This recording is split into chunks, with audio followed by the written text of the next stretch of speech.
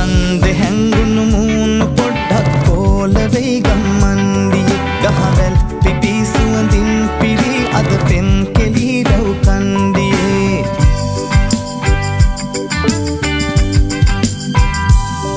වනලන්ද හැංගුණු මූණු පොඩ්ඩක් කෝල වෙයි ගම්මන්දියේ ගහවැල් පිපි සුවඳින් පිරි අද පෙම් කෙලි රව් කන්දියේ වාසනාවන් හරි වාසනාවන් වාසනාවන් හරි වාසනාවන් වාසනාවන් හරි වාසනාවන් වාසනාවන්